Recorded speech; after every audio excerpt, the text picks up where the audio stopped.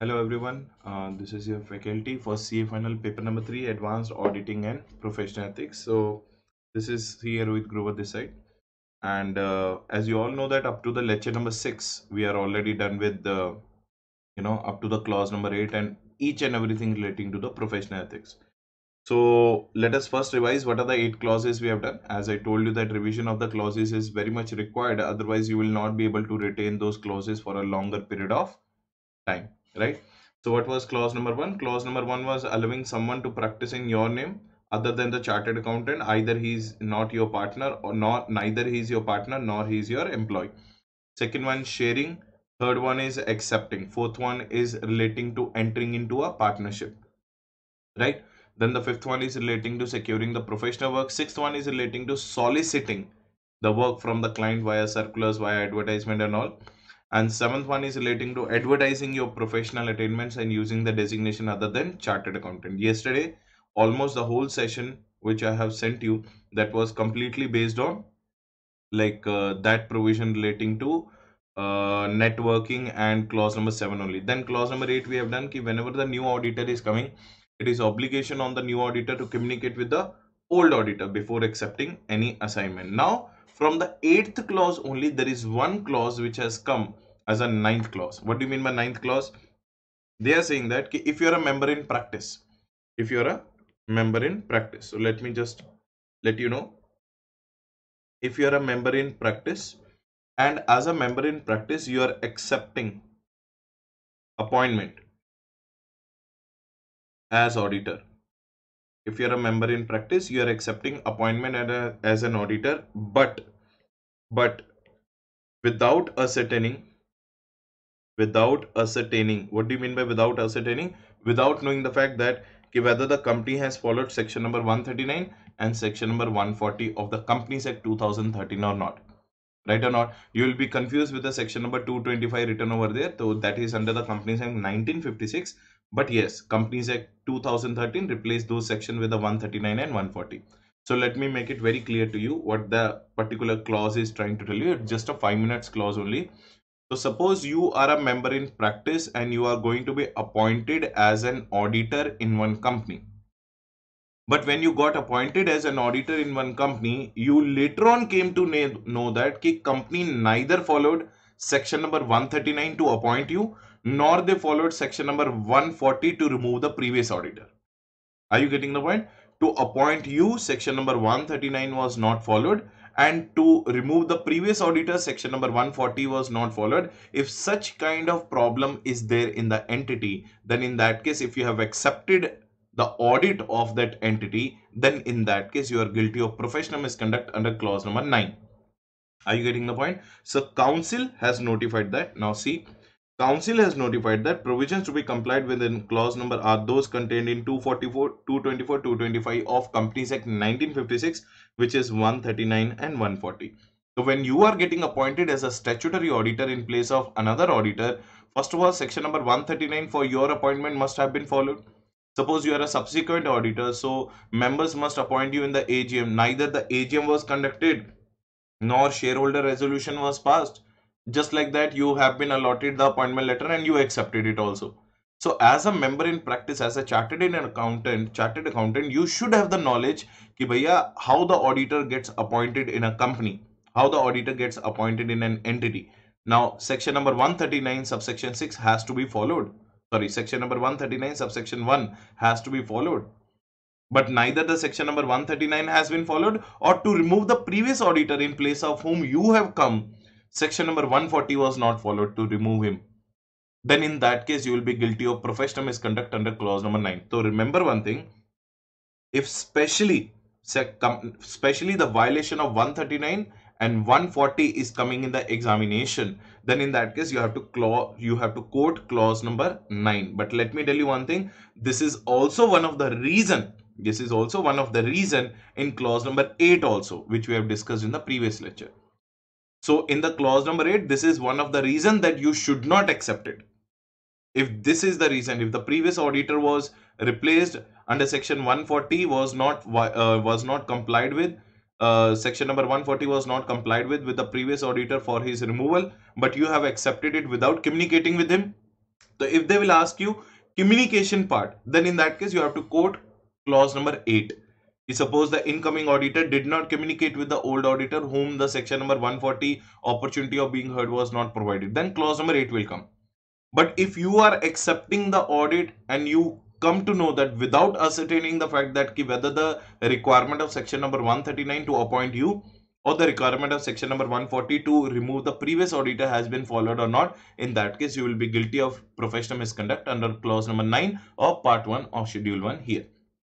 So this particular clause is completely dedicated to non-compliance of section number 139 and 140.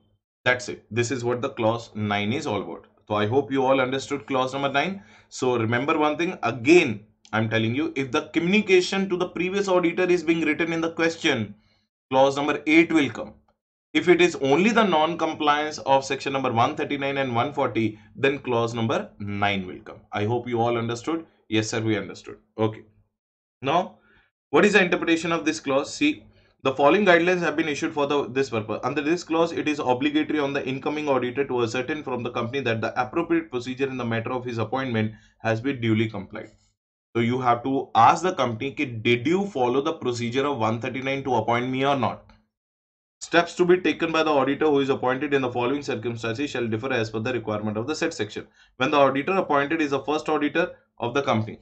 When you are the first auditor of the company, then obviously either the board of directors should appoint you in case of non-government company, or the C&AG must appoint you in case of government company. When the auditor is appointed in place of the existing auditor who has resigned or has been removed, has ceased to hold the office for any other reason. So if you are coming in place of any other auditor, then in that case section number 140 should have been applied, and to appoint you 139 should have been applied.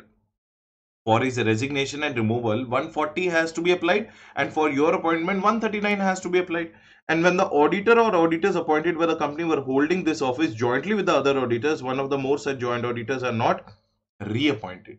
In these situations, you have to see that section number 139 and 140 has been complied with. When one or more of the auditors appointed by the company was not holding the office earlier, auditor to check compliance with the said sections.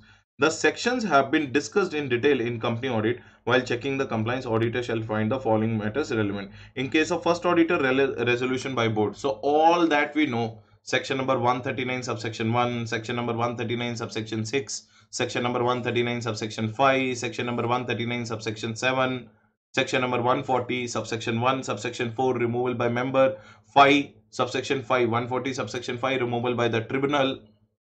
Section number 140 subsection 2 and subsection 3 talks about the resignation.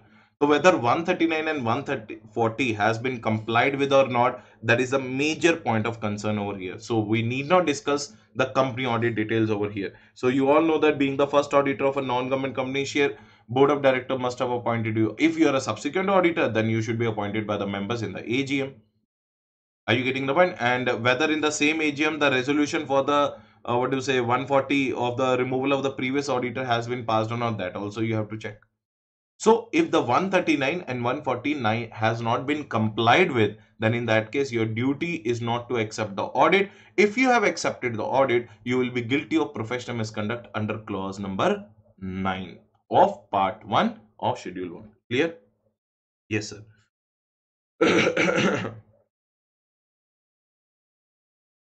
Now, this is what they are talking about. The subsequent auditor resolution appointing in the AGM, checking the minutes of the AGM to check whether the representation powers were given to the retiring auditor or not in the same AGM. Checking the post dispatch register to verify whether special notice as required under section 140. Now members, if they are removing the auditor, then the special notice under section 140 is also required or not? Yes, it is required. That we have to check. All those things we have to check. Am I correct or not? Then, in case of resignation or refusal to appointment of previous auditor, copy of his written communication evidencing such a refusal. Are you getting the point? That also you have to check. Yes, company has sent the previous auditor the appointment letter, but he has refused to accept it. That also you have to check. If none of these laws are not being complied with under section number 139 and 140, and you have accepted the note, you have accepted the appointment, then you are definitely guilty of professional misconduct under clause number 9. I hope all of you understood. Yes. The clause makes it obligatory for the incoming auditor to verify the compliance. That's what I'm telling you. A mere representation from the company shall not be sufficient. An auditor will have to verify whether appointment was proper or not. A special situation arises where if in the AGM retiring auditor could not be reappointed, can the company adjourn the meeting and serve a special notice to remove the retiring auditor and appoint a new auditor in its place? If any annual general meeting is adjourned without appointing an auditor, no special notice for the removal of replacement of the retiring auditor received after the adjournment can be taken note of and acted upon by. Are you getting the point? So simply, this is what you have to understand. So 139 and 140 not complied with, you are guilty under clause number 9. That's it. You're guilty under clause number 9. If it is stressing, if the question is stressing about the communication to the previous auditor, then you are guilty under clause number 8. Now, what is clause number 10? I told you now clause number 5 and 6 and 7 are the biggest one. Remaining clauses are very important. But this clause is also very important. Now, what do you mean by that? Now, what is clause number 10? Let me tell you first. What is clause number 10 they are saying? Now, in the clause number 10, if you are a member in practice, as we all know that part 1 talks about the members in practice, professional misconduct. If you are a member in practice, if you are charging your fee, on percentage basis of profit, if you are charging your audit fees from your client on the percentage base of your profit, then you are guilty of professional misconduct. Don't worry, I'll tell you the reason also behind that. Or if you are charging your fees dependent upon contingent event, which may happen, which may not happen. Are you getting the point or not? So say for example, you are telling to your client his income tax case is going on in the income tax department, and as a practicing chartered accountant, you are telling to your client that if I will win the case, I'll charge 20%. If I lose the case, you give me the normal fees only. So winning the case or losing the case is a contingent event, which may happen, which may not happen. In such case, you are guilty of professional misconduct under clause number 10. Or if you are charging your audit fees from the client on the percentage basis of the profits of your client. Now remember one thing, as a chartered accountant, would you like to earn the more audit fees or not? So if you would like to earn the more audit fees, you are actually compromising your independence and objectivity by allowing your client to show the higher profits. Higher the profits, higher is your audit fees. Lower the profits, lower is your audit fees. So don't you think that indirectly you are allowing your client to have the higher profits, so that on the percentage of those profits you will get the higher audit fees? So in both the cases you are guilty of professional misconduct under clause number 10. So if you are charging your fees on the basis of percentage basis on the profits of the entity, or if you are charging a fees dependent upon a contingent event, then in that case you are guilty of professional misconduct. But there are so many provisions under the clause number 10.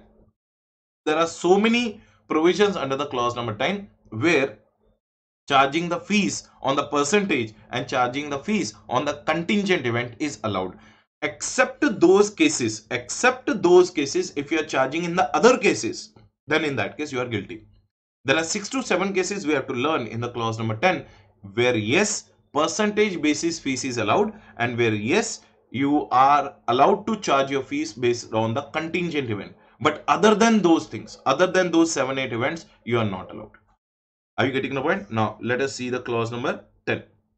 Now see, charges or offers to charge, accepts or offer to accept in respect of any professional employment fee which is based on the percentage of profits, or barely which are contingent upon the findings or the results of such employment, except as permitted under the regulation made under this act.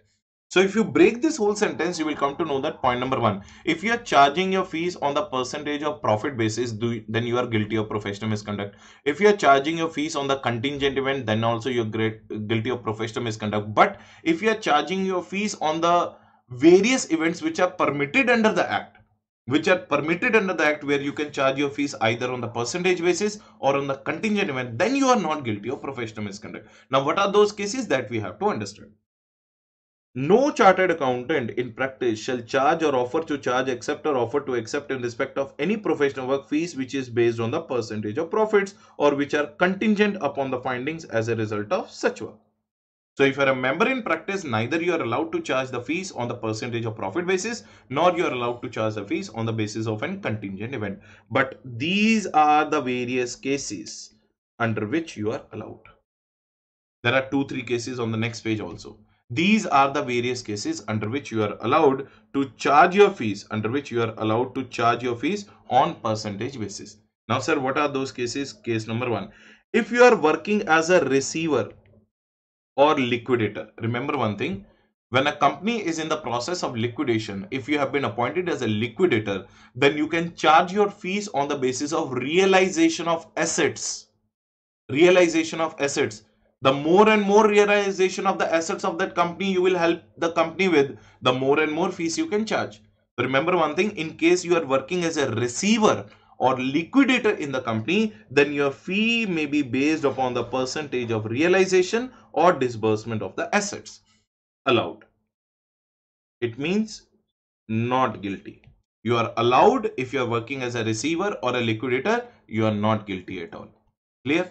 In case of an auditor of a cooperative society, I don't know how many of you know, if you have done the new syllabus of intermediate, if you have come up with the new syllabus of intermediate, there's an audit of cooperative society in your intermediate portion. Actually, the same audit is there in the old syllabus, CA final auditing also. So in case of cooperative society, your audit fees is based upon the percentage of their paid up share capital or their working capital or their gross profits or their net profits. So in that case, in case of audit of cooperative society, again you are allowed to charge your fees on the percentage of profits or percentage of capital, right or not? So in case of auditor of cooperative society also you are allowed. In case of valuer for the purpose of direct taxes and duties, the fee may be based upon the percentage of value of the property valued. Suppose you are a valuer. You are saying that ki, sir, my fees is 2% of the value of the property. You are a valuer hired by one company and they want you to value their property. Are you getting it? And you are saying that, sir, my fees is 2% of the value of the property. They are agreeing with that. If the value of the property is 100 crores, 2% of that 2 crores is your fees. If the value of the property is 10 crores, then 20 lakhs is your fees. So are you getting the point? So if you are working as a liquidator or receiver, if you are working as an auditor of cooperative society, if you are working as a valuer, in all these 3 circumstances, you are allowed to charge your fees on the percentage basis. Clear? Next one. In case of certain management consultancy services, as may be decided by the resolution of the council from time to time, fees may be based on the percentage basis, which may be contingent upon the findings or as a result of such work. Do you remember MCOS services? I told you, management consultancy and other services. Council has allowed some of the management consultancy and other services to be delivered on the basis of percentage basis. So if you are, now what are the 4 things we have understood? If you are a receiver or liquidator, you can charge your fees on the percentage basis of the assets realized. If you are a valuer, you can charge your fees on the percentage of basis of the value of the property. If you are an auditor of a cooperative society, you can charge your fees on the percentage of capital or net profits or gross profits of the cooperative society. And if you are a providing management consultancy and other services which are permitted by the council, on such services you can charge your fees on the percentage basis. And if you are, on the next page there are 2-3 more points, but before that only let me tell you, suppose if you are allowing some entity to raise the funds, you are helping that entity to raise the funds, you can charge your fees on the basis of the funds raised, right or not? In case of certain fundraising activities, the fees may be charged on the percentage of fund raised. So total 5 cases are over. In case of debt recovery services, suppose you are helping the entity in doing the debt recovery service. Remember one thing, you are not allowed to be the debt recovery agent.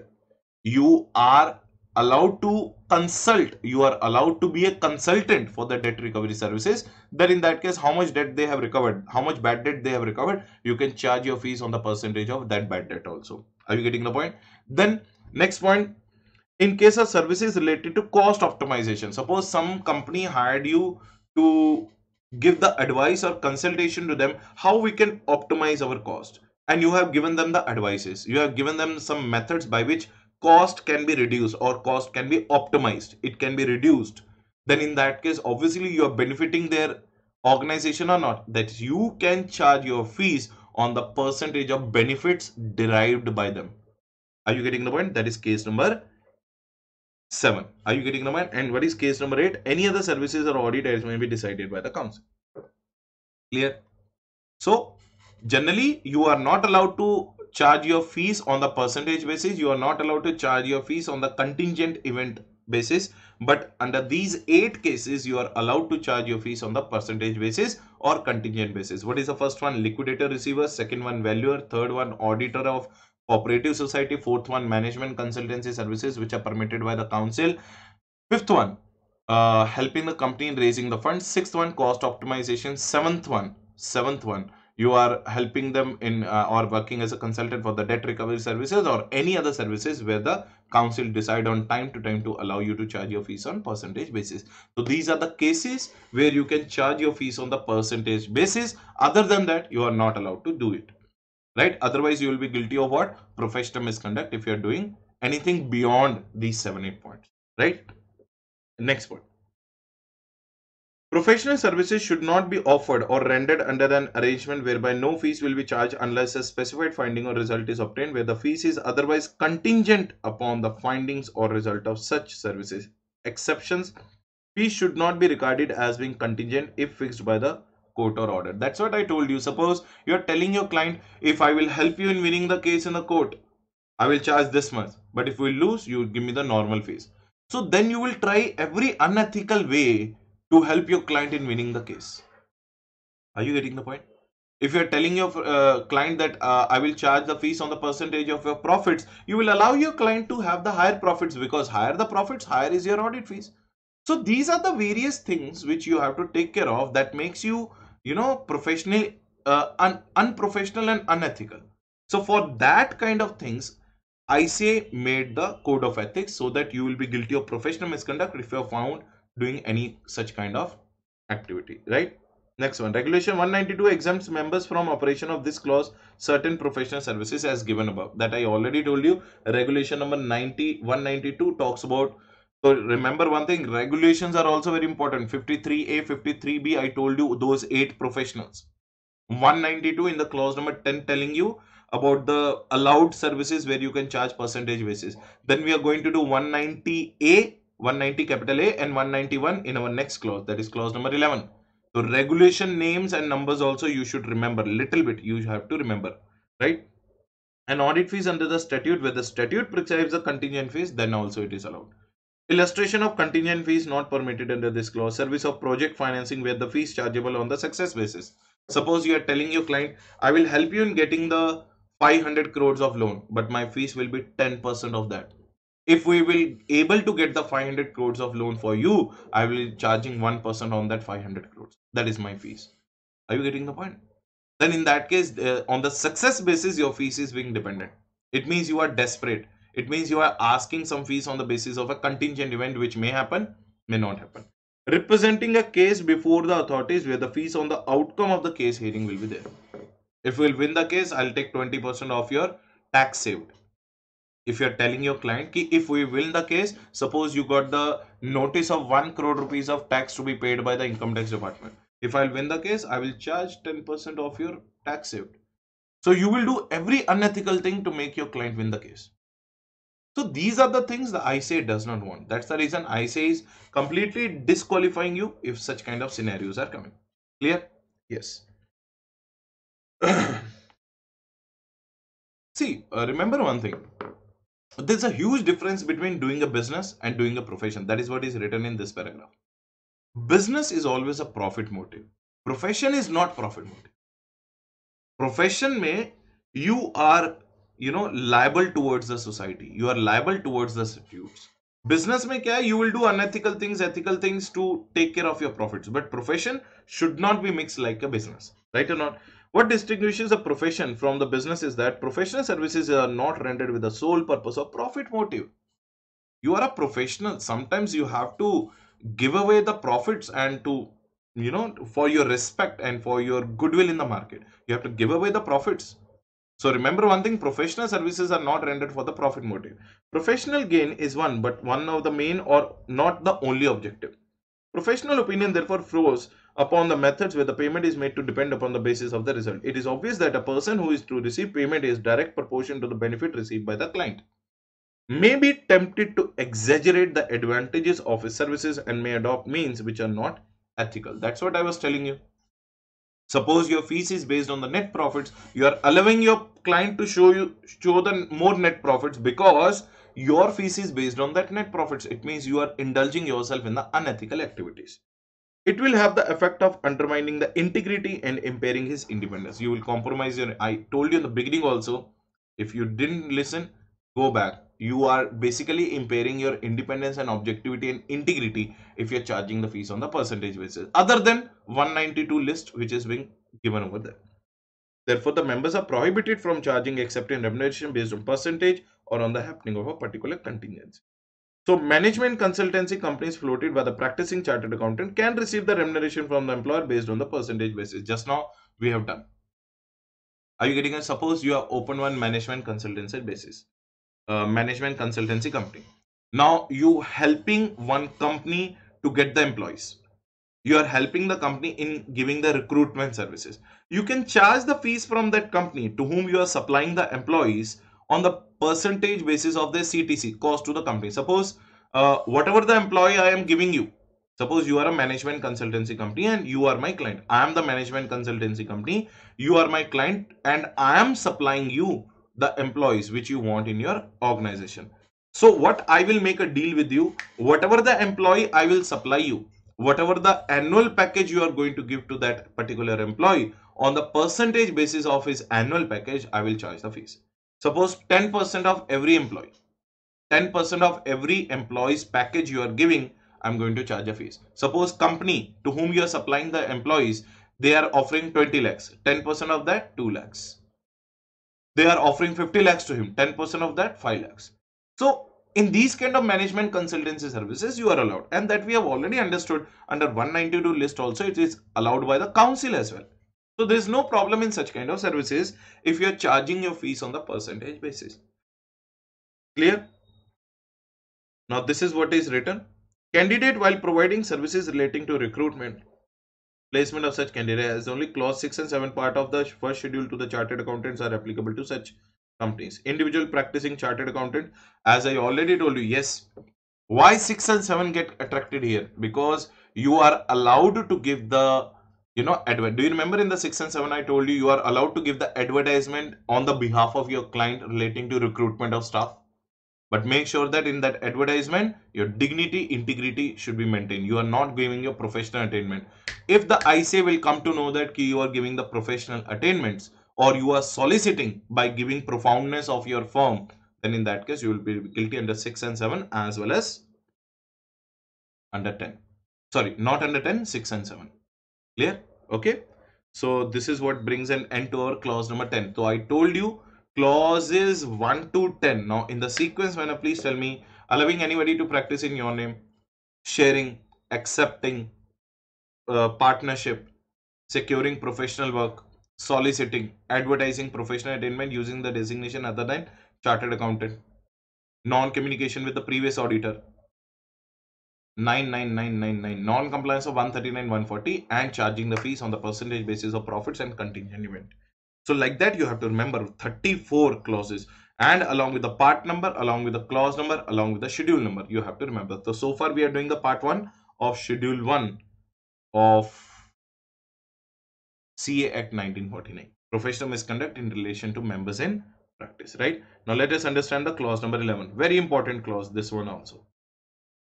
What the clause number 11 is saying, you are already a member in practice. Now let me tell you one thing. Suppose you are clause number 11. What is clause number 11? if you are a member in practice, always try to learn the clauses in this way. If you are a member in practice and you are indulging or you are getting engaged in any other business or getting engaged in any other profession or occupation, means you are already a member in practice, you are a practicing chartered accountant, but along with being a practicing chartered accountant, you want to run any other business also, and you want to run any other occupation also. In that case, you have to take the permission from ICAI. Now, do you remember that while during your articleship also, if you are doing the articleship under CA and if you are doing the other professional course called CS and CMA, are you getting the point? So you have to disclose to the ICA in form number 112 that I am doing the another course called CA and CMA, and those course details or those course timings are not conflicting with my articles timing. Same is the case here. You are a chartered accountant in practice. You are a member in practice. Already a practicing chartered accountant in the market. Now, other than the chartered accountancy course, other than the chartered accountancy practice, you are going to get involved in any other kind of business or any other kind of profession or occupation. So if you are doing any other kind of business or profession or occupation, it is your responsibility to take the permission from the ICA. Now remember, there are two types of permissions we are going to understand. One are known as generally granted. One are known as specially granted. Two types of permissions are there. Generally granted by ICA, specially granted by ICA. Again repeating, generally granted by ICA, specially granted by ICA. Generally granted by ICA are given under regulation number 190A. Specially granted by ICA are given under regulation number 191. So in total 5 regulations you should know: 53A, 53B in understanding those 8 professionals. Then 192, just now in the clause number 10 we have understood, where you can charge your fees on the percentage basis. And 190A, generally granted permission and specially granted permission. First of all, though, you have to understand the concept. Sir, what do you mean by generally granted and what do you mean by specially granted? In the generally granted means you don't have to take the permission. ICAI impliedly has given you the permission. That is what do you mean by generally granted. You don't have to apply to the ICA if you want to get indulged in 190 capital A list of businesses and occupations. ICA already has given you the permission. That is why it is known as generally granted. So generally granted का मतलब क्या है? Already granted or implied permission is there. Already granted. You need not intimate the ICA. You need not do. If you are getting involved in the businesses and professions under 190A list of businesses and profession and occupation. But if you are getting indulged in the businesses and occupation of list of 191, there you have to ask the ICA. Or there you have to give the intimation to ICA for permission. Right? Clear? So remember one thing. There are two lists we are going to understand in clause number 11. 190 capital A list, 191 list. In the 190 capital A list, these are those kind of businesses and occupations in which you can get engaged along with your practice, where you need not take ICA permission because ICA impliedly has given the permission. 191 list is those list of occupation and businesses. If you are getting engaged in those businesses, then in that case you have to take the ICA permission. Clear? So what are those things which are allowed, which are not allowed? That we have to understand. So see, clause number 11. Look at its drafting. Engages in any business or occupation. If you are getting engaged in any business or occupation other than the profession of chartered accountant, means what? You are already a member in practice, but you want to engage in any other business or occupation unless permitted by council to do so engage. So if you are not taking the permission of council, you will be guilty of professional misconduct under clause number 11. So if you are getting engaged in any other business or profession other than your member in practice profession, then and you are not taking the permission from the ICA, then in that case you are guilty of professional misconduct under clause number 11, provided that nothing contained herein shall disentitle chartered accountant from being a director of a company. Become the director of the company, no issues. But if you want to become the managing director of the company or KMP of the company, then special permission is required. It means for becoming the director of the company, general permission in the clause only they are giving you. In the clause only they are giving you the general permission. But if you want to become a managing director or any kind of KMP, whole-time director or CEO, CFO, then special permission required. Unless, now see, provided that nothing contained herein shall disentitle a chartered accountant from being a director of the company, not being managing director, not being whole-time director, unless he or any of his partner is interested in such company or as a director. You can also become a director, but make sure that neither you, nor your firm or your relative or anybody should be interested in that company. There is no prohibition written in the Companies Act says that you can't become the director. You can't become the director in that company where you are a statutory auditor. There you are disqualified under section 141 subsection 3. But you can become a director in any ABC company where you or your partner or your firm does not have any kind of interest. Right or not? So general permission. So what is the interpretation of this part? So if you want to become a director, general permission is given. If you want to become a director, general permission is given. But if you want to become an MD or whole-time director or any kind of KMP, then in that case, special permission required. In that case, what required? Special permission required. So general permission means what? I say is allowing you. Become a director, no need to tell me, it's okay. But if you are becoming a managing director or a whole-time director, then do let me know. Do intimate me. Do take my permission. That is what ICA is basically asking you to do that. Clear? Chalo sir. Understood. Now, this is what the interpretation of the clause. Now, as I told you, generally permitted businesses and occupations are given under list of regulation number 190 capital A, and specially permitted are given under the list of 191, 192 where you can charge your fees on percentage basis and contingent event, and 53A, 53B are those 8 professionals with whom you can share and accept your brokerage commission and profits.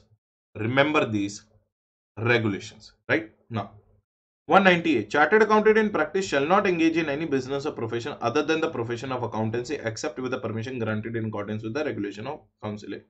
Permissions granted generally. What do you mean by permissions granted generally? Where you need not take ICA permission. You are already allowed by ICA to get involved in those kind of professions. List is little bit huge. You have to remember them. And I will try my level best to tell you somewhere where you can get the differences. Right? And I'm telling you once or twice, if you read this list now, automatically in your mind, 2 bifurcations will become. This is 190A and this is 191. Now see. Members of the institute in practice be generally permitted to engage in the following categories of the occupation for which no specific permission from the council would be necessary in individual cases. It means no need to take any permission. ICA already has granted you the permission generally in these cases. Now what are those cases? Case number 1. Employment under a chartered accountant in practice or form of chartered accountant. So if you want to be an employee, you are already a member in practice, but for more learning aspects, suppose you don't have an experience. So you want to become an employee in another full-time practicing CA or another full-time firm of practicing CA, no permission. I say saying allowed. It is brotherhood going on now. One chartered accountant in practice is doing an employment under the another chartered accountant in practice. Allowed, sir. No problem in that. Right or not? Allowed. If you want to indulge in the private tutorship, allowed. Private tutorship अपने नाम से खोलना है तो खोल लो. Like I am doing the private tutorship in my own name, so it is allowed. If you want to become the authorship of book and articles, that is also allowed. If you want to hold a life insurance agency license, that also allowed, but for the limited purpose of getting renewal commission, not selling commission. Renewal commission if you are doing, then in that case it is allowed. If you are getting the renewal commission, means what, some LIC has expired and you are renewing their LIC, for that you are holding the license, it's allowed. But for the daily basis agency functions, because you can't do the agency functions under the, what do you say, Management consultancy and other services may also it is prohibited. At the same point of time, section number 144 also does not allow you to do the agency function. So for the limited purpose of renewal commission, if you are holding the LIC license, life insurance agency license, then you are allowed. General insurance, nowhere it has been talked about. Attending the classes and appearing for any exams. So if you are attending any other professional course classes and appearing for the exams after becoming member in practice of ICA, general permission. Holding public elective offices at MP, MLA, MLC. Sir, you told that this is not allowed. That in the clause number 7 I told you designation is not allowed. You are not supposed to write the word called member of parliament, member of legislative assembly, or member of legislative council. So here you can write like this: MP, MLA, MLC. You are allowed to hold the positions, but not allowed to print it on your stationery items. Otherwise, you will be guilty under clause number 7, professional attainments, using the designation other than chartered accountant. Each and everything is connected here. Remember, until unless you don't, put the all clauses put together in your head, you can't survive in this profession. It is very easy, but at the same point of time, it is very risky, because a little bit here and there, your answer complete 0 marks, right? Chalo, next point. Honorary office bearership of charitable or educational or other non-commercial organization. So you want to do some, services to the Section 8 company, charitable companies, all those things, no permission required. Acting as a notary public, justice of peace, and special executive magistrate and like. If you are acting as a notary public or justice of peace or special executive magistrature or any like such designation, no permission required. So employment under any chartered accountant, general permission. Private tutorship, general permission. Authorship of books and articles, general permission. Working for any Section 8 company, charitable company, general permission. Holding LIC license for the renewal commission purpose, limited purpose only, general permission. Am I correct? Next one, holding the office as MP, MLA, MLC, general permission. Acting as a notary public, justice of peace, and a special executive magistrate, general permission. Clear? Next one. Private tutorship under the coaching organization of ICAI. If you are teaching under the ICA, part-time tutorship, if you are teaching as a part-time tutor under ICA, like sometimes we have been called by the ICA to deliver some lectures over there, general permission. But other than ICA, you are doing the part-time tutorship under the other institutes, then in that case special permission from ICA is required. So यहाँ पे रख लेना other than ICA. So wherever it is possible, 2-3 points I will tell you here only. Other than ICAI, special permission required.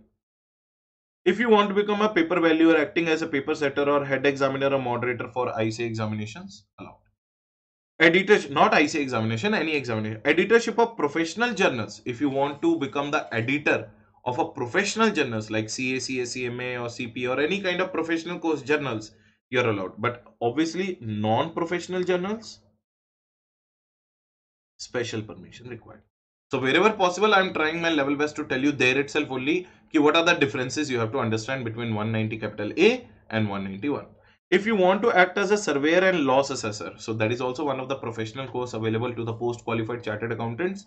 In the ICA, you can become a surveyor and loss assessor, allowed. Acting as a recovery consultant, not as a recovery agent in a banking sector, allowed.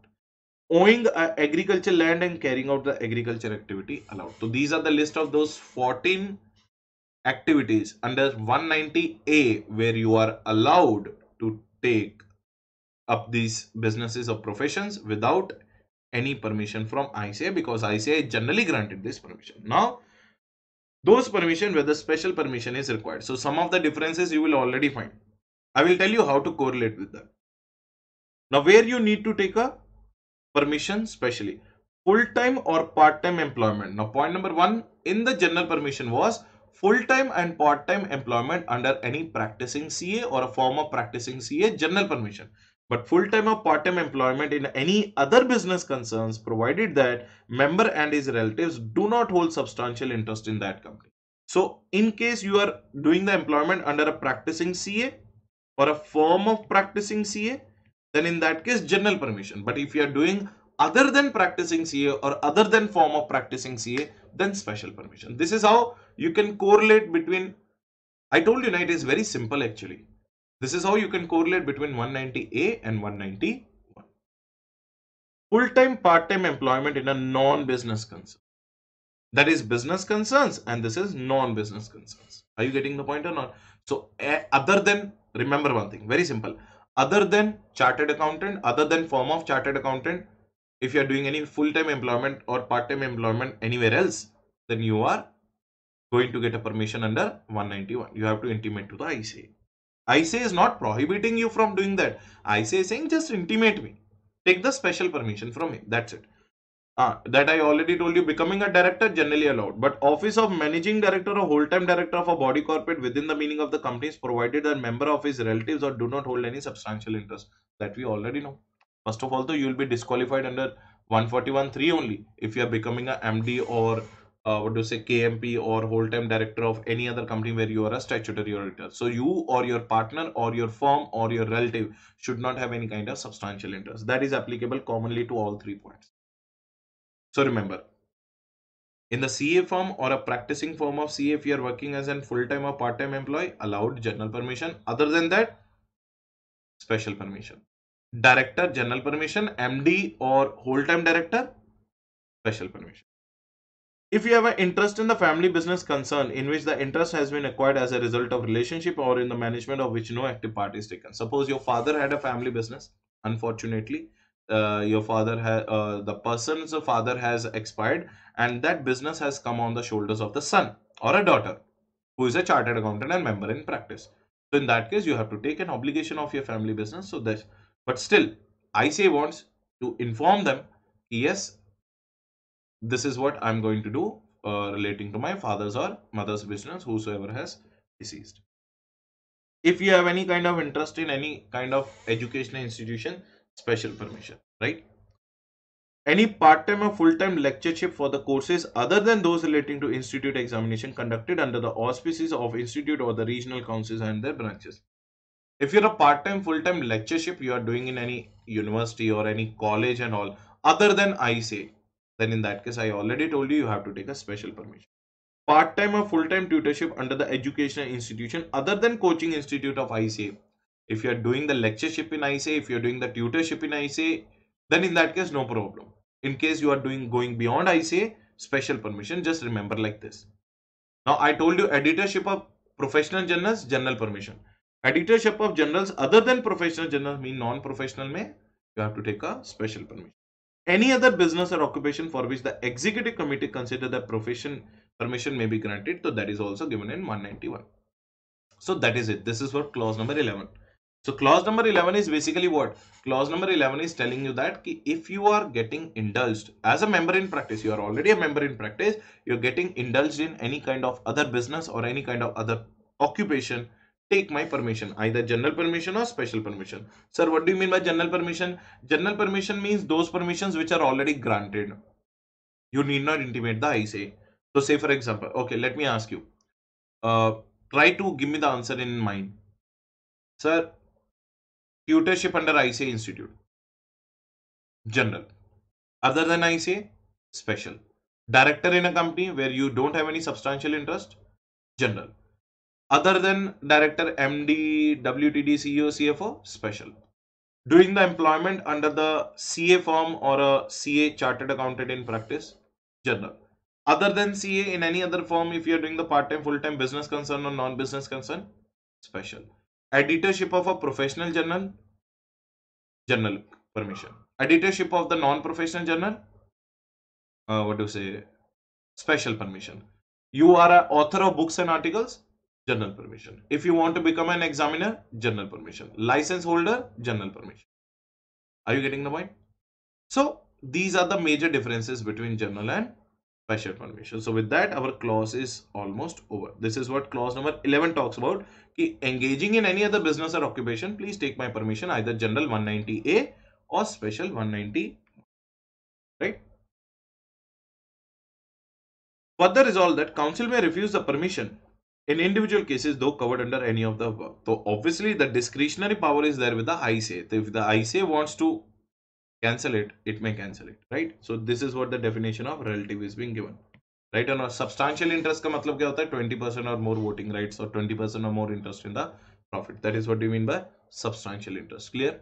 Yes sir, clear. So these are the various cases under which you have to take a general permission or special permission. Now, a member shall not be permitted to perform a test function nor entitled to train article assistant if he is permitted to engage in any activity other than those underlined above. Further, he shall be permitted to engage in attestation function if engaged as a lecturer in a university, affiliated college or education institution, private tutorship provided, direct teaching hours devoted to such activities taken together do not exceed 25 hours a week. Very, very, very important. पूरे sentence को अपन दोबारा से पढ़ेंगे. We are going to read it again. This question is there in your RTP November 2020 also. So in the RTP November 2020, one of the MCQ has come on this part. A member shall not be permitted to perform the attestation function nor entitled to train the article assistant if he is permitted to engage in any activity. If he is permitted to engage in any activity other than those underlined above. Are you getting the one? Other than those underlined above, if you are engaging in any activity other than 190A and 191, you will not be allowed to do the attestation function. But you will be allowed to get engaged in the attestation function if you are becoming a lecturer in any kind of university or affiliated colleges or educational institution, coaching organization, private tutorship, provided that direct teaching hours devoted in 1 week should not exceed 25 hours. This you have to remember. Are you getting the point? So if you're a lecturer in any university, lecturer in any coaching institute, private tutorship you're doing, in week, you are not supposed to give more than 25 hours in a week as a tutorship. More than 25 hours, special permission required. It means you can assume it as a general permission. So up to 25 hours, general permission is allowed. And that is connected with your attestation function. You can do the attestation function also up to 25 hours a week. But if you are doing the attestation function and you're providing more than 25 hours a week, then take the special permission of ICAI. Are you getting the point or not? Now, what do you mean by attestation function? For the purpose of resolution would cover services pertaining to audit attestation, review attestation, certification attestation, agreed upon procedures and compilation as defined in the auditing standard. Right? Special note on directorship, I already told you. Directorship is allowed. But, what do you say, whole-time director and WTD is not allowed, so that you can read it on your own.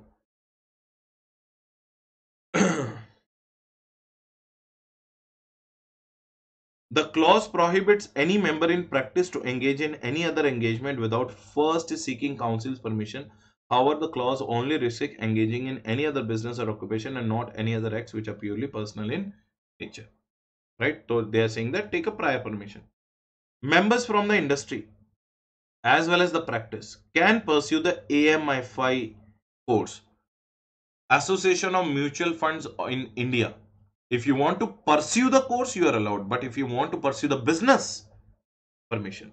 However, as to the question whether a member can be registered with it so as to take the role of financial intermediary, the board decided that member in industry or otherwise not in practice can obtain the membership by registering them with the Mutual Funds Association, whereas the member in practice cannot do so whether holding full-time COP or part-time COP. So what is the implication of this point? Let me tell you one thing. Three things you have understood. What is the course name?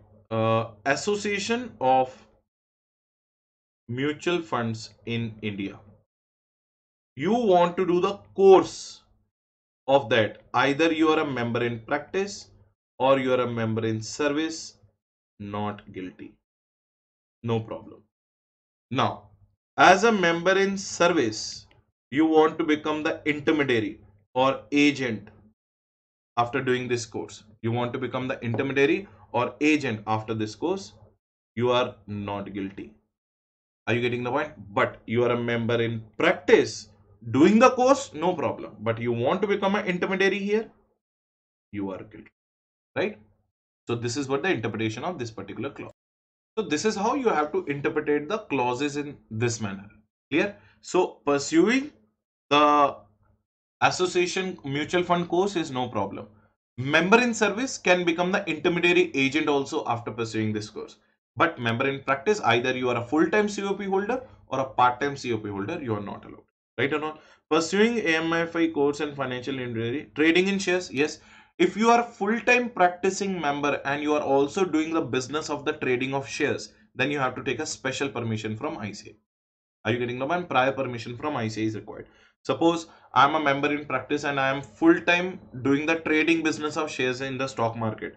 So engagement by the member in the practice and the business of buying and selling the shares amount to be a business within the meaning of clause 11.1, and hence the prior permission is required. So these are the various things you should have known. So now we have reached to the last clause of part 1.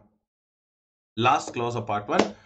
Now in the last clause of part 1, the good thing is that it is similar to the clause number 1, but 120% different from the clause number 1 also. Sir, why you are confusing us? Most of the students are unable to differentiate between clause number 1 and clause number 2. What was clause number 1? Let me write it first. What was clause number 1? So clause number 1 was saying that if you are allowing any non-chartered accountant in practice who is neither your partner nor your employee, in that case you are guilty of professional misconduct. Word was not written signing. The word was not written signing of audit report or financial statement. You are allowing anybody to practice in your name. It means you are allowing a non-practicing chartered accountant to tell to the outside world that I am a practicing chartered. You are guilty of professional misconduct. Yes, you are guilty of professional misconduct. Are you getting the point or not? But here in the clause number 12, if you are allowing other than member. Now, let me just break the clause number 12 for you so that you can understand. A chartered accountant in practice. A chartered accountant in practice may allow his partner, who is a chartered accountant in practice, to sign. Are you getting the point? Or may give to another chartered accountant in practice to sign. Are you getting the point? So if you are allowing these two persons to sign on your behalf, I'm not saying to allow practice, I'm using the word to sign. So clause number 12 is relating to allowing anybody to sign the audit report or financial statement reports or statements. Clause number 1 was relating to anybody, if you are allowing anybody to practice in your name. So don't mix practice with the signing. If the signing word specially coming, clause number 12 should come to your mind. If the practice word is written in the question, clause number 1 should come to your mind. So if you are a member in practice, if you are allowing your partner who is also a member in practice to sign, no guilty. Any other chartered accountant in practice to sign by outsourcing the work, not guilty. But other than that, you are guilty. See. Now see. Allows a person not being a member of institute in practice. Allows a person not being a member of institute in practice.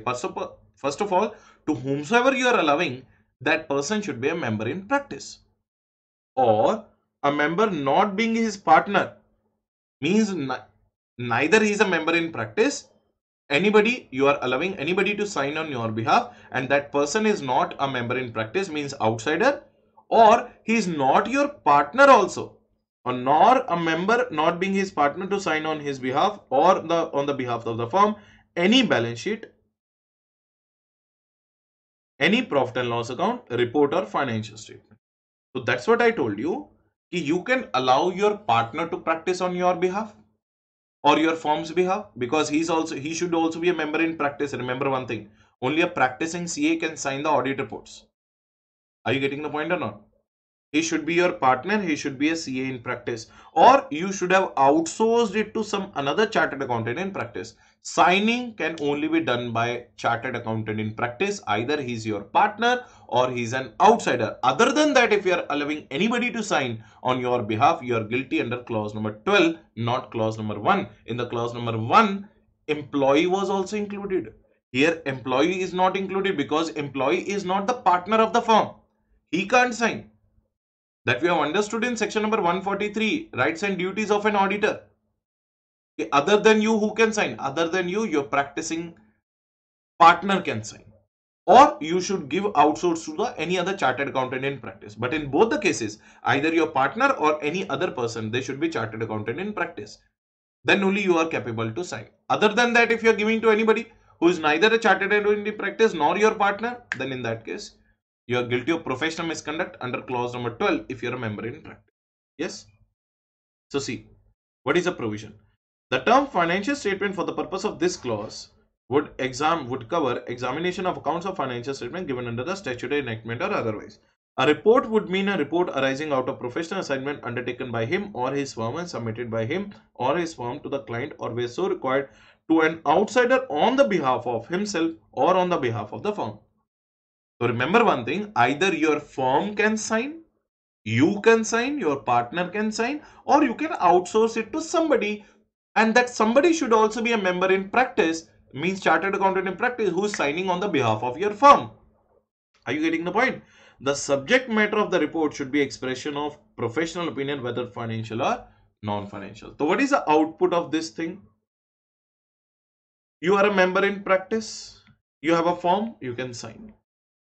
Listen to this very carefully. Your partner is also a chartered accountant in practice, he can also sign. You have given it to another person, he is also a chartered accountant in practice, he can also sign. You have outsourced it on the behalf of your firm, but in all the three cases, allowed, not guilty. But other than these three, guilty of professional misconduct. Neither he is a chartered accountant in practice, nor he is your partner, nor you are signing, and you are allowing any random person ABC to sign on your, you are guilty of professional misconduct under clause number 12. So in the clause number 1, allowing somebody to practice in your name. In the clause number 12, allowing somebody to sign in on your behalf. So who can sign?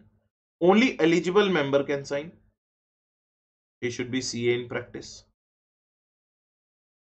Other than that, partner of CA firm or on the behalf of eligible to sign the balance sheet, P&L or financial statement. Section 26 of the Act stipulates that no person other than the member of institute shall sign the document on the behalf of CA or on the behalf of the CA firm. Authority of signing may be delegated by the CA. That's what I'm telling you. Authority of signing may be delegated by the CA. No need to inform anyone such delegation for following list of activities as clarified by the council. Now, if suppose you are delegating some works, these are known as nothing but exceptions. Now, listen to this very carefully. If it is balance sheet, P&L, financial statement, reports, you can sign because you're a member in practice. Your partner can sign because he's also a member in practice. And other eligible person can sign because what do you mean by eligible person? He's also a member in practice. He's also practicing chartered accountant, not being your partner, but you have outsourced it.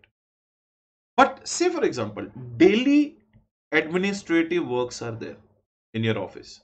So if you are an article assistant or if you are undergoing through the training, you might have seen that daily administration works are there, like billing of client, right or not? Billing of client, or you can say vouching, verification, or you can say cash receipt from the client or cash payment.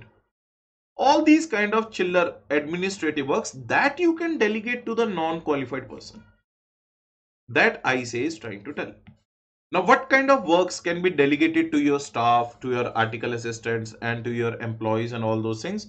Issue of audit queries means daily works. Issue of audit queries during the course of audit. Asking for information or issue of questionnaire. Letter forwarding, draft observation, financial statement. So those who are articles, undergoing through the articles, they might be knowing the fact that most of these kind of things are being told to you. Draft a letter for the income tax department, draft a vouching, make a bill, all these kind of petty works, small works will be given to that can be delegated. There is no problem in that. But signing of the balance sheet, P&L and report, that is something which is out of the box, that cannot be delegated to anybody other than you, other than your partner who is also a member in practice, other than any other person, eligible member who is a member in practice. Acknowledging and carrying out routine correspondence with the client, issue of memorandum of cash verification, other physical verification, recording or result therefore in the book, issuing acknowledgement for records produced, raising bill and providing money received. So these are known as administrative work. So these kind of administrative works can be delegated to person other than chartered accountant in practice, because they are the daily routine works like making a voucher, issuing the cash bills, taking the cash receipt, sending letters, drafting letters, vouching verification, routine correspondence with the client, physical verification of the cash and all those things that you can delegate. But signing is a very big thing, because signing is something which only a member in practice, chartered accountant in practice should only do. Other than that, no one is allowed, right? So these kind of administrative works you are allowed to delegate to your staff. Attending routine tax practices, suppose you are sending your staff to the IT department for routine, you are unable to go routine work के लिए उसको भेजिए, any other routine office work involved in the practice accountants. So that brings an end to our part 1 of schedule 1 of Part 1 of Schedule 1 of CA Act 1949. So let us practice Part 1, Schedule 1 of CA Act 1949. What is that? Professional misconduct in relation to members in practice. All the 12 clauses are relating to the members in practice, not to the member in service. Next topic is members in service. That is already done actually. I will tell you how it is done. Now see. So total, there are total 12 clauses.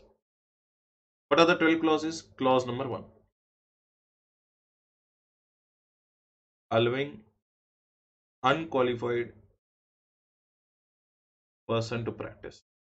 Just to remember that. I'm not writing the full clause, just to remember that. 2. Sharing profit, brokerage or commission. With 5 people you can share. Other than that, guilty. Clear? Now, इसको कैसे याद कर सकते हैं? 111. 111 means what? Clause 1, part 1, schedule 1. 211. Clause 2, part 1, schedule 2. Third clause, accepting. Same. 311. Clause 4, entering partnership.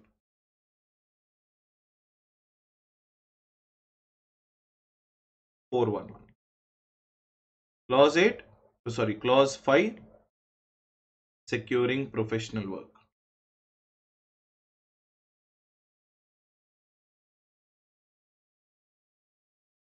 511.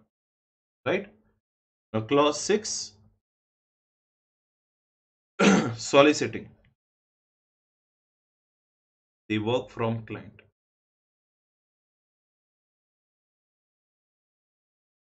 611. 711. What is that? Advertising professional attainments and designation other than chartered account. Then 711. 811. Non communication with previous auditor.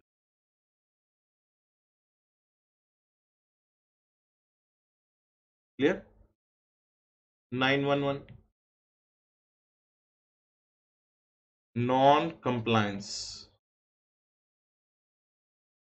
Sir, blood me. Automatically it goes inside you. I don't have to remember even that many times. 140. 10th. 1011. Charging fee. Percentage of profit or on contingent. Remember one thing. Here 192 regulation, those are allowed. And in clause number 2, 3, 4, 5, clause number 2, 3, 4, 5, 53A and 53B list you have to remember. But in the clause number 4, especially in entering the partnership, MBA and Bachelor of Architecture you have to remove. You can't enter the partnership with them, right? Clause number 11, it will be 111111. It is engaging in any business or profession without ICA permission. So here also you know that two things are there, 190A and 191. What is that? General permission, special permission. Then clause number 12, 1211, allowing someone, neither your partner nor any member in practice, to sign balance sheet, P&L, report or financial statements. Then you are guilty under 12. So this is how you have to remember the whole list. This is part 1, professional misconduct in relation to member in practice. Right, everyone? Okay. Okay. So we are completed with the part 1 of the schedule 1 relating to professional misconducts in case of members in practice. Now let us understand the part 2. Now what is the part 2? Actually part 2 may there is no requirement of understanding. You already know. I already told you while writing the 12 clauses on the right side that there's no requirement of understanding anything in the part 2. You already know the concept. Now, if you know the clause number 2 and clause number 3 of the part 1, clause number 1 and clause number 2 of the part 2 are same. First of all, we have to understand, sir, what is part 2 basically? Part 2 is basically relating to professional misconduct in relation to the members in service. Now, members in practice we have already understood. We have already understood about everything relating to members in practice. 12 clauses we have understood. Now we are understanding the professional misconduct in relation to members of the institute in service. Right, now members in service. So in the members in service there are only 2 clauses. So there are 12 for the members in practice. For the members in service 2 clauses only. Clause number 1 and clause number 2. Sorry. So what was clause number 2 in the part 1? If you are sharing your what do you say profits or brokerage or commission to anybody other than those 5 people, then in that case you are guilty of professional misconduct under clause number 2 of part 1 of schedule 1. The clause 2 is a clause 1 here. If the member in service is sharing his employment benefits, his salary, to the person any other person, then in that case he will be guilty of professional misconduct under clause number 1. And if he is accepting someone's salary or employment benefits, then he'll be guilty of professional misconduct in clause number 2. So basically how you have to remember is clause number 2 and clause number 3 of part 1, which are applicable to members in practice, are clause number 1 and clause number 2 of part 2 for member in service. Same. So clause 2 is over there for sharing and clause number 3 is there for accepting. Here clause number 1 is sharing your employment benefits. There you are member in practice, here you are member in service. So here you are sharing your salary or receiving anybody's salary. Then in that case you are guilty of professional misconduct under clause number 1 and clause number 2. That's it. So let us read it for your concern. So pays pays or agrees to pay directly or indirectly to any person any share in the emoluments of the employment undertaken by him. This clause does not restrict such sharing or commitment among the relatives, dependents and friends. If you are sharing your salary with your father, mother, with your relatives, with your friends, there is no problem. If there is no relationship in procuring or retaining the job and payment is not a consideration for job procurement or retainership. The clear verdict of this clause is that job must be procured and retained within own professional capabilities, not by any financial deal impairing the professional dignity. Now let me tell you the meaning of this concept. Suppose there is one person who has promised you, you are a chartered accountant. There is one person who has promised you, suppose I am a chartered accountant, I am a chartered accountant in service, I am a member in service. So I do not have a job right now. So there is a person and that person has promised me, sir, I will give you the job. I will make sure that you will get a job. I will make sure that you will get a job. But 50% of your first month's salary you have to share with me. Now tell me one thing. As a chartered accountant, do you think that you need somebody's help to get a job, or it should be based on your professional skill and based on your professional dignity? It is completely indignified act if you are taking the job with someone's help and you are sharing your salary with that person. It means you are taking a job not on the basis of your ability, not on the basis of your capacity, not on the basis of your knowledge. You are getting the job with someone's reference and you are paying 50% of your salary to that person for helping you out in getting that job. So you are guilty of professional misconduct as a member in service under clause number 1. So remember one thing, getting a job should be based on your dignity and should be based on your qualification. It should not be based on someone's reference. Then in that case, there's no point of doing such kind of job, right? So you are guilty under clause number 1 of part 2 if you are sharing the, employment. If you are sharing your employment undertaken with, if you are sharing your employment salary with somebody else who helped you in getting a job. Same is the case. You helped someone in getting a job. Suppose you are already a chartered accountant, you are working in a company. You are already a chartered accountant, you are working in a company. One of your friend is unable to get that job. So you are telling your friend, don't worry, I will give the reference to my boss for your job, but you have to give me 50% of your 1 month salary. Do you think that that is ethical? Do you think that that is our professional dignity? Do you think that that is our integrity of our profession? That if you are helping someone, when you are not sharing with someone, you should not be allowed to accept someone's salary also. So if you agrees to accept any part of the fees, profit or gains from a lawyer, from a chartered accountant, from a broker engaged by such company, firm or a person or agent or customer of such company or person by the way of commission or gratification. You helped someone in getting a job, that someone got the job and you are asking the share of his salary. That doesn't look ethical. So in that cases also you are guilty of professional misconduct. Now see, this clause restricts to accept or agrees to accept any part of fees, any part of profits, gains from the lawyer, chartered accountant or a broker engaged by such company. Lawyer, chartered accountant or broker engaged by such company. Firm, a person or an agent or customer of such company. Firm or person by the way of commission or gratification. Suppose you have provided some employees to the broker who is going to make that person take a job in one company. You are telling the broker, give me my commission because I supplied you the people. Don't take someone's money, right? Don't take someone's, don't earn the unearned money or don't take the stolen money. It's like a stolen money which you will not be able to digest.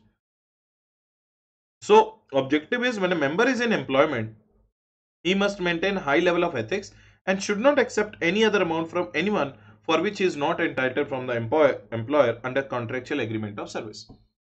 So first of all, you should not share your salary emoluments with anybody to secure a job. That should be purely based on your hard work, your dignity and your experience or knowledge. Second thing, you should not receive somebody's money other than the money which is to be paid by your employer. In both the cases, you will be guilty of professional misconduct as a member in service under part 2. Are you getting the point? So part 1, 12 clauses, part 2, 2 clauses are over. So part 1 is over, part 2 is over. That's it. So in the members in service, there are 2 parts. So clause number 2 and 3 where the member in practice is liable. Same clauses are clause number 1 and 2 where the member in service is liable. So sharing and accepting, in both the case, you will be held guilty of professional misconduct. Now in the part 3. What is part 3? Part 3 is the professional misconduct in relation to members of institute generally. What do you mean by generally? Here both members in practice and members in service both are covered here. Members in practice is covered and members in service, both are covered here. Where it is covered? They are covered in part 3. So remember one thing, professional misconduct for the members in practice is part 1, members in service professional misconduct part 2, both members in service as well as members in practice. So it means these these three clauses what we are going to understand right now in the part 3 are applicable to both members in service as well as the members in practice, right? Now, what is the clause number 1? Not being a fellow of the institute, act as a fellow of the institute. Not being a fellow of the institute, act as a fellow of the institute. So let me give you the clarification. So we are now doing part 3 of professional misconduct for the members in service as well as the members in practice. Now, first of all, let me tell you one thing. Who is known as fellow? What do you mean by fellow? If in the first lecture, if you have understood the first lecture of professional ethics, the fellow means a associate chartered accountant who was in continuous practice for 5 years, then only you can call yourself as a fellow. Now here so many implications are there. You are already a member of ICAI. You are not a member of ICAI. So remember one thing, when you are not a member of ICAI, there is no point of calling you as a fellow. So suppose you are not a member of ICAI and you are telling to the outside world that I am a fellow chartered accountant. It means you are using the designation of chartered accountancy. So remember, section number 24 also will come here. Falsely claiming to be a member, which I already told you in the lecture number 1 or lecture number 2. So falsely claiming to be a member, in that case, that provision also will come here because you are not a member of ICAI at all. So you are not at all a chartered accountant and you are not at all in practice. You are not at all completed 5 years, but still you are telling to the outside world that you are a fellow chartered accountant. You will be guilty of professional misconduct. Obviously not a member of ICAI, so definitely you are guilty of professional misconduct.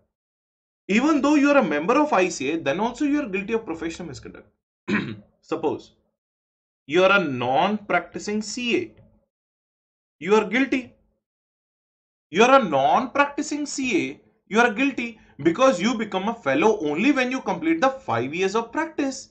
So you are a non-practicing CA and you are telling to the outside world that yes, I am a fellow. You are guilty. Even though you are a member of ICAI, you are guilty. So it means that guiltiness is for the member in service. So you are a member in service or a non-practicing chartered accountant, but you are telling to the outside world that you are a fellow. You are guilty. Right or not? So here though, every time it is guilty because you are not at all a member. But here being a member on the left side, being a member also you are guilty. Clear? Okay. Now, you are a practicing chartered accountant, but you are a ACA. What is ACA? Associate chartered accountant. It means not yet completed the 5 years of practice. And you are telling to the outside world that you are an FCA. Here also you are guilty. Because you are not a fellow, but acting as a fellow of the institute. Are you getting the point? In the first case, you are not at all a practicing chartered accountant. You are telling that you are a fellow chartered accountant. That way, definitely you are guilty. In the second case, you are a practicing CA holding a valid COP, but you are a ACA, not a FCA. Still, you are guilty. Are you getting the point? So, all these possibilities you have to check.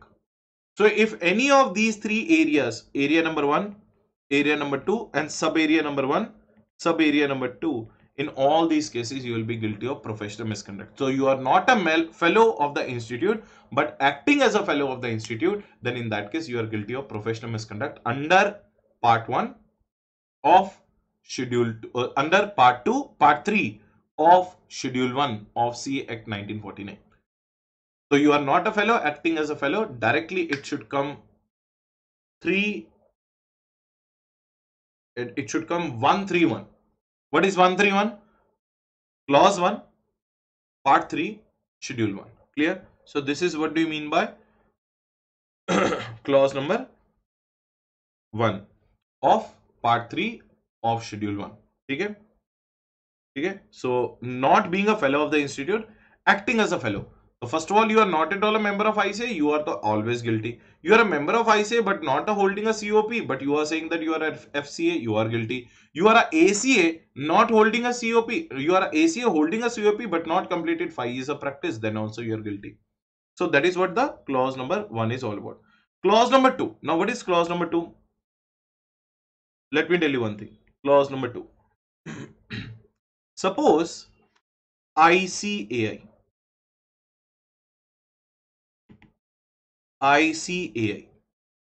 Suppose ICAI, Council, Directorate Discipline, Ethical Standards Board, Committee of ICAI, any board of discipline. Do you remember board of discipline in the disciplinary mechanism? Disciplinary committee or appellate authority or quality review board. If any of these bodies, have asked you any information, if any of these bodies have asked member to supply any information to them, if suppose ICA is asking you to supply any information to ICA, or Directorate Discipline is sending you, Directorate Discipline, Disciplinary Committee, DD, Directorate Discipline is also sending you, or Disciplinary Committee or Board of Discipline, Appellate Authority, Quality Review Board, ICA, Council, Ethical Standard Board, anybody is asking you any kind of information, or they are just telling you to supply that information, and the member in service or member in practice fails to supply that information, in that case you are guilty of professional misconduct under clause number 2 part 3 of schedule 1 231. Now say for example, you are filing the form number 108, where some declaration is required to be given, some self-declaration is required to be given. You are not giving. Say for example, year of your practice. There is one column in which year you started the practice, that they are asking. You are not giving that information. So if you are not supplying the information to the ICA, to the council, to the ethical standard board, to the DD, to the DC, to the board of directorate, to the appellate authority, to the quality review board, in that case you are guilty of professional misconduct under clause number 2. Remember one thing, same like this, there is a clause number 3 in part 2 of schedule 2, 322. I'm here writing only 322 when we'll do clause number 3 part 2 of schedule 2. There also same clause is there, but there you are providing the information knowing it to be false. Here you are not providing the information. When you are not providing the information called by the institute or any authority, then you are guilty under clause number 2 part 3 schedule 1. But if you are providing the information but knowing it to be false, intentionally you are providing the wrong information or false information, then you are guilty under clause number 3 part 2 of schedule 2. Clear? Right? So that we'll do when we'll start with the schedule 2. Okay? So see, does not supply the information. Who does not supply? Either a member in service or a member in practice. Does not supply the information called for or does not comply with the requirements asked for by the institute, by the council or any of its committees. Directorate Discipline, Board of Discipline, Disciplinary Committee, Quality Review Board or Appellate Authority. Any of these 8 bodies have asked you such information but you are failing to supply that information, you will be guilty of professional misconduct under clause number 2 part 3 231. Whereas CA has not replied to the various letters of institutes seeking information regarding proprietorship or directorship in the non-chartered accountant firm, you are guilty. You are not providing the information. Where a chartered accountant has continued to train an article clerk though his name was removed from the membership of institute, he has failed to send any reply to the institute asking him to send his explanation how he was training his article institute when he was not a member of institute, then also you are guilty. So any kind of information, if any institute is asking you and you fail to provide that information, you are guilty of professional misconduct under clause number 2 part 3 schedule 1. I hope you all are crystal clear. Yes sir, we are clear. Then what is the third clause? Third clause is also very interesting. Now, clause number 3. Just understand what is clause number 3. If you are soliciting the work from another practicing CA, that is allowed. Whenever I use the word for soliciting, clause 6 comes to your mind. But soliciting the work from your client is not allowed. But I told you two exceptions are there. Giving the reply to the tender is allowed. And if you are requesting the work from the another practicing CA, then also it is allowed. Now listen to the clause number 3 carefully. Then you will automatically understand. If you are soliciting work from another practicing CA, first of all, it is allowed as per clause 6 of part 1 of schedule 1, right or not? Or you are giving the advertisement, you are giving what? Advertisement. So advertisement sunte which clause is coming to your mind, sir? Clause number 7 of part 1 schedule 1.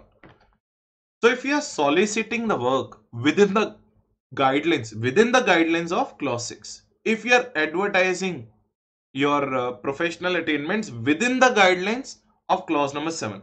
So again, I am using the word within the guidelines. If you are soliciting your work within the guidelines, if you are advertising within the guidelines, it means you are very well understood clause number 6 and clause number 7. You are not going or you are not violating clause number 6 and 7, but while soliciting and while advertising, you are giving the information which is false. There is a problem. You are soliciting within clause number 6, no problem. You are advertising as per clause number 7 within the guidelines of the council, soliciting within the guidelines of the council. Clause number 7 and 6 you are complying within the guidelines. Because if you are not following the guidelines, you are already guilty under 6 and 7. But you are within the guidelines, but you are providing soliciting information and advertising information knowing it to be false. You are giving a which information? False information. Then you are guilty under 331. What is 331? Clause 3, part 3 of schedule 1. Now see. While inviting a professional work from another chartered accountant, that means soliciting, or while responding to the tenders, that is clause 6. So this is clause 6 they are saying. Enquiries or while advertising through write-ups or anything provided in the item of clause 6 and 7 of the part 1 of the schedule gives information knowing it to be false. Intentionally you are giving a false information while following the clause number 6, while following the clause number 7. You are giving the information but knowing it to be false. So either you are a member in service or you are a member in practice, you are guilty of professional misconduct under clause number 3. So with that, our 17 clauses out of 34 are over. How many clauses? 17. I told you, remaining clauses are very small. It will not take 5 minutes, more than 5 minutes in each and every clause. Are you getting the point? So with that, your part 3 is also over. Now in total, 12 clauses in part 1 we are done with, 2 clauses in part 2 we are done with, 3 clauses in part 3 we are done with. Part 1 was professional misconduct to the members in practice. Part 2 was professional misconduct for the members in service. Part 3 was professional misconduct for the members in service as well as the members in practice. So in total, 17 clauses we are done with. Now, what was the clause number 1 of part 3? Not a fellow, acting as a fellow. Clause number 2, not supplying the information. Clause number 3, providing information as per the clause number 6 regulation and clause number 7 regulation of part 1, but knowing it to be false. So in all these 3 cases, you are guilty of professional misconduct. Now, what is clause number, what is part number 4? Part number 4 is not professional misconduct. Part number 4 is other misconduct relating to. What is part number 4? Other misconducts. Means what? They are not connected with your profession, but they are the other misconducts. Other misconducts relating to members in service and members in practice. So if the members in service or member in practice are doing professional misconduct in the schedule 1, then part 1, part 2, part 3 will be over. But other than those 17 clauses, there are how many clauses? There are two clauses, clause 1 and clause 2. Now see, if you have done anything, any offense, if you have done any offense, if you have done any kind of offense, and civil court or criminal court has given you imprisonment, if you are a chartered accountant, you have done any kind of offense, either the civil court or criminal court has given you the imprisonment for such offense up to 6 months. Up to how many months? 6 months, means maximum 6 months of imprisonment have been given to the member in service or a member in practice by the civil court or a criminal court. Imprisonment up to 6 months for that offense what you have done, then you are guilty of professional misconduct under clause number 1 of part 4 of schedule 1. And if you have done anything which is disrespectful or bringing down reputation of ICAI or council, due to your act, the disrespect has come to the respect of ICAI, and due to that act, the council's reputation has gone down. In that case, you are guilty of other misconduct under clause number 2 of the part number 4. Now, let me give you some ideas. Say, for example, you were involved in some theft. You were involved in some theft, or you were involved in tax evasion for your client, and under the Income Tax Act, they have given you the imprisonment up to 7 years. They can give you in the liabilities of the auditor chapter. We have already understood. So they have given you the imprisonment, say for example, for 3 months. Then in that case, either you're a member in service or a member in practice, you will be guilty of other misconduct under clause 1 of part 4 of schedule 1. Clear? So any civil court or criminal court in India, outside India, has given you the imprisonment up to 6 months, because more than 6 months, it is covered under the other misconduct of schedule 2 part 3.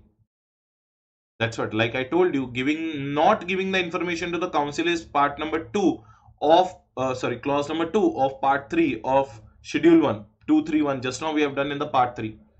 And giving the information to the institute and everything, but wrongly, that is what do you say, 321 over there, 322, clause number 3 part 2 or schedule 2 of the schedule. You will understand over there. Once we'll go over there, I'll again correlate. Up to 6 months of imprisonment, you are covered under schedule 1. More than 6 months of imprisonment, you are covered under schedule 2 under other misconduct. So in the examination, up to 6 months of imprisonment, you will directly write schedule 1. More than 6 months, schedule 2. Suppose now, say for example, there's one chartered accountant. I'm telling the clause 2 example now. Now suppose there's one chartered accountant, and that chartered accountant was having a bank account in which he was not able to maintain the average monthly balance. He was having some 1200 rupees in that bank account. By mistake, bank credited some 5 lakh rupees into your account. What this CA did, he withdrawn 5 lakh 1200 rupees and closed the account. After 1 year, bank came to know, and that bank made a complaint to ICAI. Now tell me, as a chartered accountant, is it your integrity? Were you an honest person? No. You know that that money does not belong to you, but still you withdrawn that money and using that money. Then in that case, you are bringing disrespect. So everyone will say that he's a chartered accountant. Na, chartered accountants are like this only. ICAI's respect is getting disrespected. ICAI's goodwill is going down. In such case, you will be guilty of other misconduct under schedule 1 part 4 clause 2. Such kind of other misconduct, so many examples have been given in the example. Suppose you are taking giving the dummy articles to the article assistant. You're giving dummy articles to that, you are charging premium from them. You are telling say for example, you are holding the books of your client unnecessarily because you told them to increase your audit fees. You are not allowed to have a lien of the books of accounts of the client until unless it four conditions are satisfied under section 143 we have done. All these are the cases of other misconduct. So you will be guilty of other misconduct under clause 1 and clause 2. Clause 1, if any civil court or criminal court in India or outside India has given you the imprisonment up to 6 months. Clause 2, if you have done anything which is bringing disrespect to the ICA and the council of bringing down its goodwill, then in that case clause 2. That is what is written in the part 4. Now what is part 4? Clause 1, clause 2 is guilty by any civil or criminal court for an offence which is punishable with the imprisonment not exceeding 6 months, up to 6 months, here more than 6 months, schedule 2, and in the opinion of counsel brings disrespect to the profession, to the institute as a result of his action whether or not related to his professional work. Important point to be noted is that imprisonment tenure exceeds 6 months, this case will be covered in the clause case will be covered in the clause 1 of part 3 of schedule 2. It will be covered over there. So with that our schedule 1 is over, and with that our 19 clauses are over. How many clauses? 19 clauses. So if you want, let's revise the 19 clauses in one. Allows to practice sharing, accepting, partnership, securing professional work, soliciting, advertising, non-communication. 139 and 149 not compliant. 140 not compliant. Percentage of profits, contingent event. Then yes, engaged in business and profession. Then engaged in other business and profession. Then you can say that yeah, allowing someone to sign. Then this is up to this, part 1 is over. Then there are 2 clauses in part 2 which is relating to professional misconduct of members in service. Sharing, accepting. Okay, here also part 2 is over. Then part 3, there are 3 clauses. Not a fellow, acting as a fellow. Not supplying information to 8 authorities. Or clause 6 and 7 you are falling within the guidelines but giving the information to be false. So part 3 is also over here. And in the part 4 there are 2 clauses. Civil court or criminal court has given you the imprisonment up to 6 months for an offense, and you are doing any act which is bringing disrespect to ICA and disrespect to profession. So up to this, clause 1, 2, 3, 4, 5, 6, 7, 8, 9 in sequential manner, 10, 11 and 12 of part 1, clause number 1 and 2 of part 2, clause number 1, 2, 3 of part 3, clause number 1 and 2 of part 4. With that our 19 clauses are over, right? So we are going to start in the next lecture relating to our clauses.